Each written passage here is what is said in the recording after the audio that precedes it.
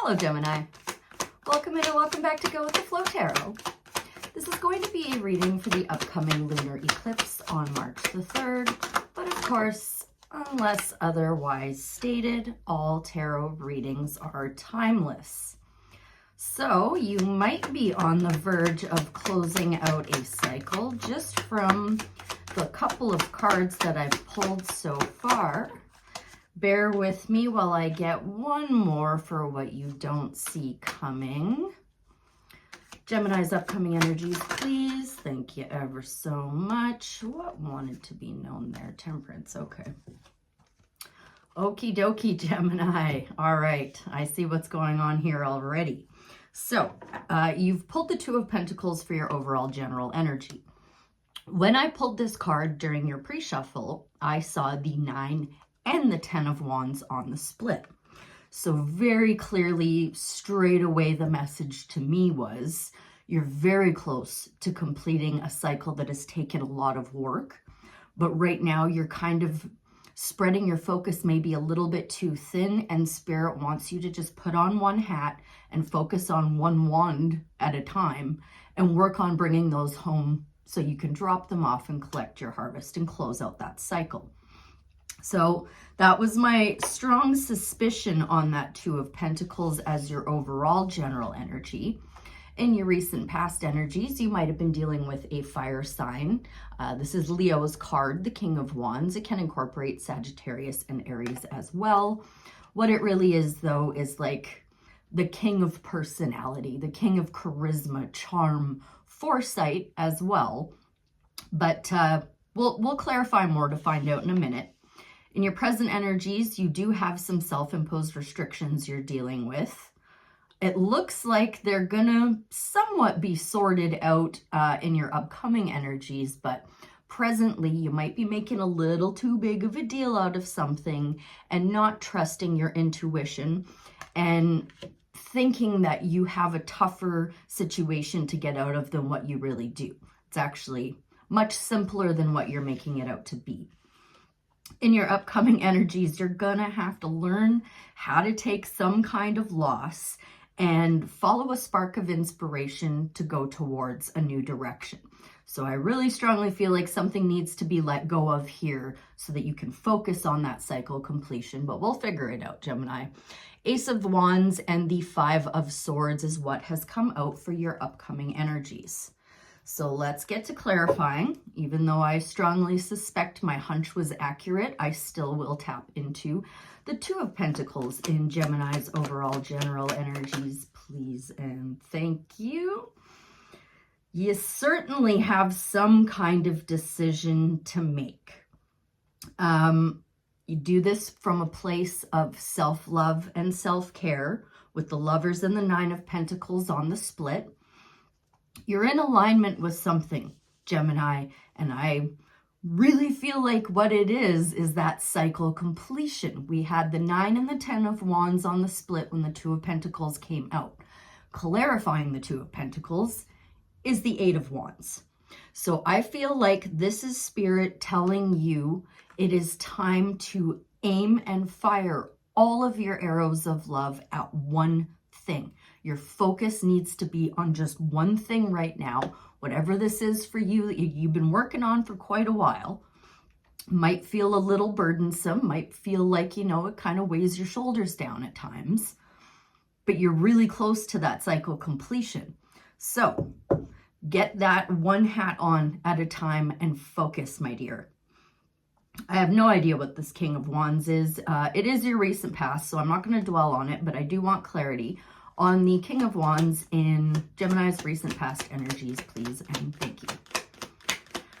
For Gemini's greatest good, highest timeline, and their highest purpose, may I please know more about the King of Wands in their recent past energies?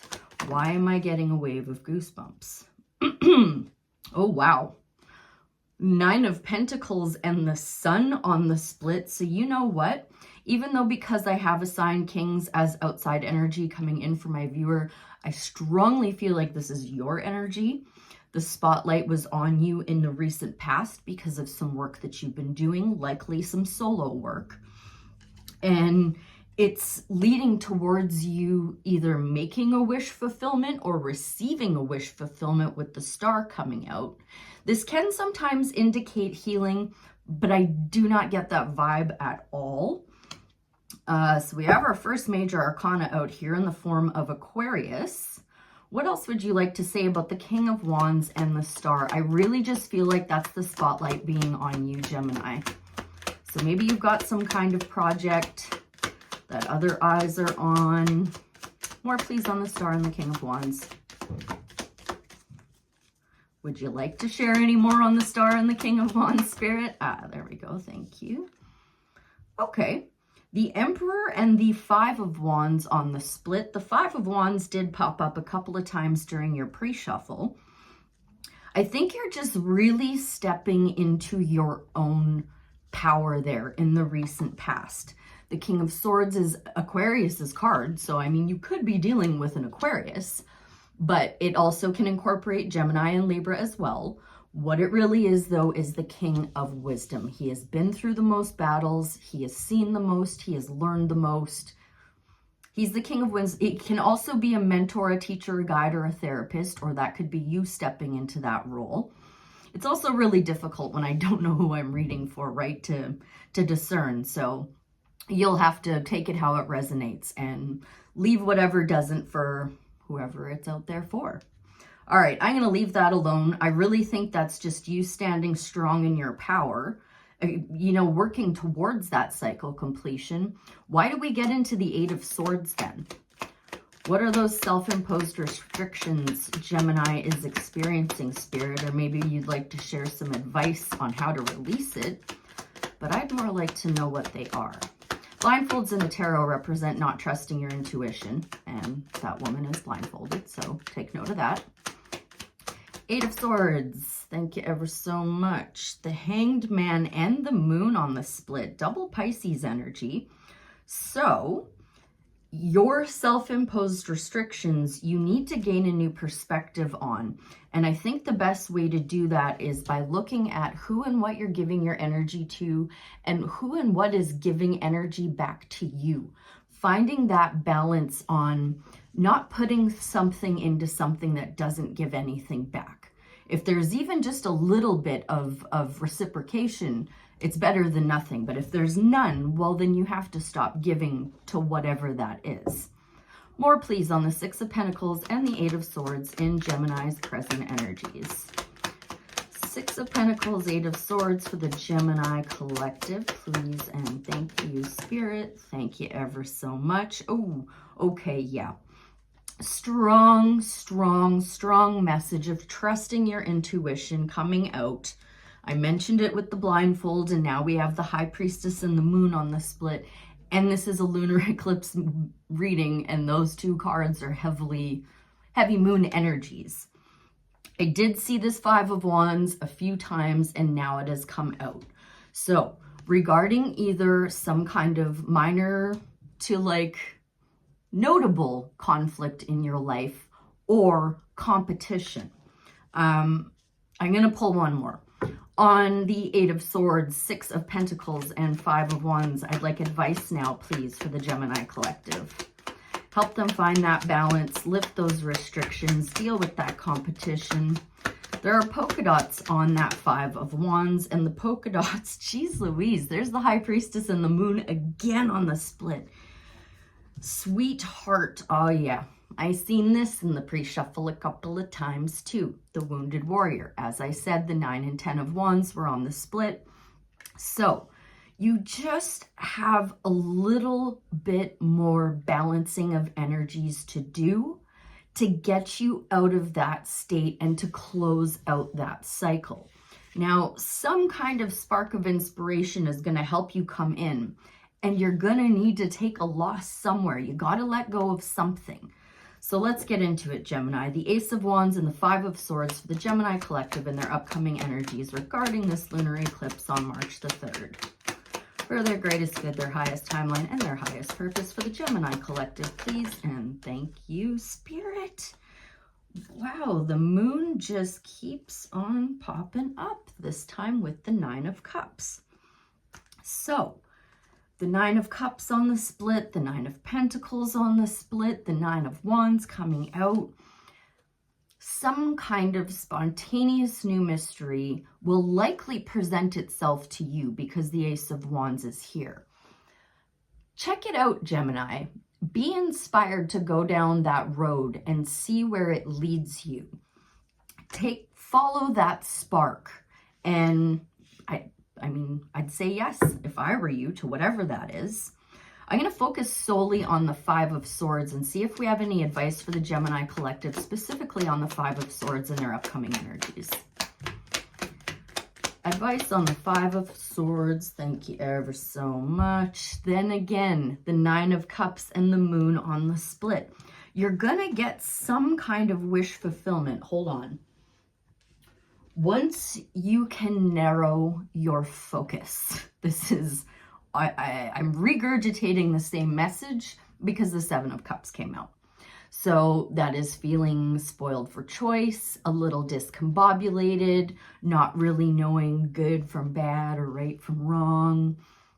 The most overwhelming message in this reading, Gemini, is to narrow down your focus only on what is like super, super important to you right now. Those wands are your wands of love. So aim and fire in one direction. Focus, focus, focus, focus. So with all of that being said and all of this in front of me now, have we any more advice from the tarot for the Gemini collective before a Sacred Creators Oracle to close out? To help the Gemini collective focus so they can reach that cycle completion. Get out of the wounded warrior energy. Take the loss.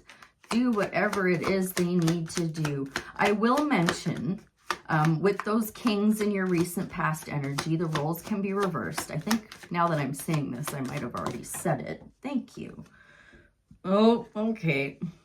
I don't know what came out. It's on the floor face down. But Six of Pentacles and Four of Swords on the split. Take your time, my dear, in finding that balance of where to give and take from.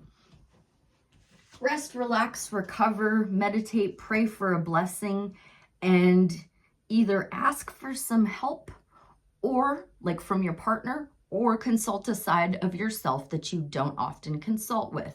I'm going to go out on a limb here, Gemini, and say that that side of yourself is the High Priestess side, because she did show up so much with the moon. So if you do identify more with the Fool, it's time to get more in touch with your intuition and rely on your past experiences. If in the off chance you identify more with the High Priestess, then it's time to take a leap of faith in a brand new direction. And you know what? These could be separate messages for separate groups of people. So you just take it how it resonates and let me know how it goes for you, Gemini. Let's get a Sacred Creators Oracle to help the Gemini collective narrow down their focus and trust their intuition. My gut has never, not once ever, been wrong, Gemini. So I don't know how that goes for you, but if your gut is screaming something at you, chances are it's for a reason. Thank you. Why you flipped in reverse, I don't know, but I guess Spirit wants you to practice gratitude again. Number 37. I have no idea how this ties in, but we'll trust and have faith in the process. 37 adds up to 10, and this is a 10-year. Essential meanings: gratitude for life, a new level of manifestation skills, witnessing small miracles, abundance and prosperity, mindset ascension. Self-care message: not doing the work, shaky beliefs, complaining, seeing oneself as a victim of circumstance. Well, shaky beliefs could be hindering you from putting on one hat and getting in alignment. We live in a post-The Secret world. And during the last decade, we've learned a lot about gratitude, positive thinking, and what's possible with the right mindset. There are still many people who believe magical thinking is a load of poppycock, and even more who are fence sitters who dabble now and then just in case it brings them $1 million check in the mail. So it's time to get real about gratitude. Again, every time we repeat something, we get better at it, right? Did you tie your shoelace the first time you tried to? Okay, maybe you did, but a lot of us had to practice that. Gratitude is your secret mindset shifter, and engaging in a thankful perspective long term will shift how wonderfully rich your life is. Like sacred geometry spiraling from the center of a plant, gratitude grows in strength exponentially each and every time it spirals. Learning to live in a state of being grateful is part of your sacred story. Let go of any lackluster attempts you've experienced and call abundance into your life. This is a part of your medicine. How can you be more appreciative of the money you make and spend, the support that shows up in your life, and the love you already experience? When was the last time you kept a gratitude journal? How have you grown and learned since? And what new awakenings will change how you do gratitude next time? Perhaps, Gemini, perhaps this could be saying, and I don't know, this might just be a message for one person, but I feel called to say it, so I'm going to say it. Maybe it also means practicing gratitude for your partner. I hope that was helpful. I thank you ever so much for being here, and I'll see you again real soon. Bye for now.